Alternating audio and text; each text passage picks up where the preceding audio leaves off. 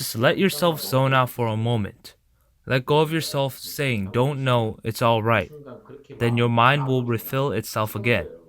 You can't imagine how fulfilled and complete you will feel. The void you felt will be replaced by the feeling of not lacking a single thing. This is the way you can meet God, the Father. Keep on meeting the Father in this way. However brief the encounters may be, it will be best if you can stay with Him every second of the day. Even if only briefly, spend the 24 hours a day to continuously meet Him.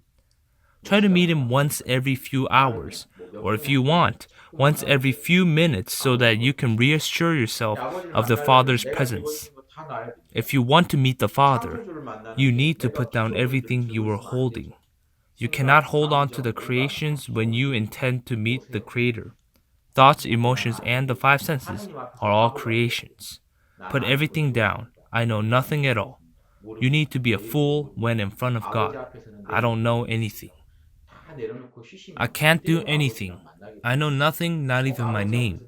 You can meet the Father right away when you put down everything and rest by saying, I don't even know my name, in front of Him. However, if you brag about something you own and want to stand out, you will be estranged from the Father. You need to become a fool. That's why the Apostle Paul told us to be a fool in the Bible. You should really become a fool. Is there anything we can say we truly know of? As I have told you in my lecture on the apology of Socrates, Socrates said, the God is really wise, and human wisdom is worth little or nothing. What would you say you know of? What would you boast of in front of the Father? Let go of everything and entrust all of your thoughts, emotions, and the five senses to the Father. Entrust your worries, anxieties, and everything else by saying, Father, I am entrusting all of myself to you. Don't hold on to them. Just hand them over to the Father. You may call Father instead of don't know, it's all right. In fact, I call Father very often. When calling Father, the power of letting go is often strengthened. Father is all you need to say. You have now entrusted everything to Him. If you are worried as you are calling Father, you don't have faith in the Father yet. Although you have said you entrusted everything to the Father, you are still scheming something. You think to yourself, I know better, it's not alright. It's okay to think like that. Then just try again, don't hold on to it. Jesus said, Come to me, all you who are weary and burdened. Give everything to Him and you take a rest. That's what the Father wants. Only if we trust the Father with everything and just rest, He will take care of it. But we don't. We're inclined to take care of things on our own. The stronger our ego, the less likely we would entrust the Father. You feel pretty confident that you can make it happen on your own. For example, you may say, I will build my energy body in 100 days. If it takes others 2 years, I can accomplish it in a year. Such strategy may work in your ordinary life, but not here. This is not something that can be done in that way. You should entrust everything to the Father. The Father in us has to do the work. We need to wait until the Father makes everything flow naturally. The Father can use His power only when we put everything down and wait. But we usually don't give Him the chance, saying, Father, it's okay. We can become peaceful when we empty our mind. However, we usually say, Father, I can handle this. Don't stand in the way. Why are you bothering me when I can figure out a solution with my own head? Racking our brains to find a solution, we stubbornly hold on to our problems. Had we let go of everything and entrusted the Father with it, we would have gotten the answer right away. Imagine how many of our problems would have been resolved that way. As soon as you find yourself overcome with a particular emotion, you need to entrust it to the Father. Entrust that emotion itself to Him.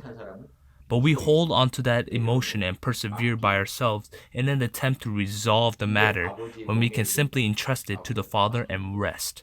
Try entrusting your problem to the Father even after you've persevered on your own for as long as you can. Then you will feel such a relief. If you can think to yourself, why didn't I entrust it sooner? You're on the right track with your studies. Such a thought would arise naturally after you have completely entrusted your problem to the Father. Why was I so close minded and stupid, struggling with this problem until just now? Entrusting makes you feel relieved. You will feel at ease when you've entrusted yourself to the Father, saying, Don't know, it's all right. Unless you feel this comfort, your study is not progressing. It means that you haven't entrusted everything. You are practicing with greed. One who makes a habit of entrusting reaches the state of non possession. This is what it means to take the Father's yoke upon ourselves. This is to entrust yourself to the Father. Since you want to be the master, you keep on using tricks rather than entrusting yourself to the Father. You are unable to solve your problem because your mind is occupied by trickery, ignorance, egotism, prejudice, and the like. However, you still don't entrust it to the Father. Whenever I'm confronted with a difficulty, I also say, Father, don't know, it's all right, entrusting everything to Him. Then, 1 or 2 minutes, or maybe 1 hour later, an answer surfaces as my mind recovers its strength and is filled with courage, wisdom, and love.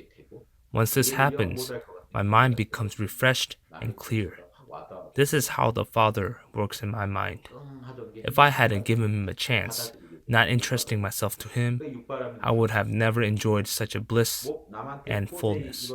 So whenever you are faced with difficulty, entrust yourself to the Father, saying, Father, give me wisdom, courage, and love to overcome my distress, and you take a rest. When a worry arises in your mind, entrust it to the Father as well, saying, Give me wisdom, love, and courage. If you interact with the Father in this way a few times, you will feel His blessing inside of you. A Father's blessing will descend upon you.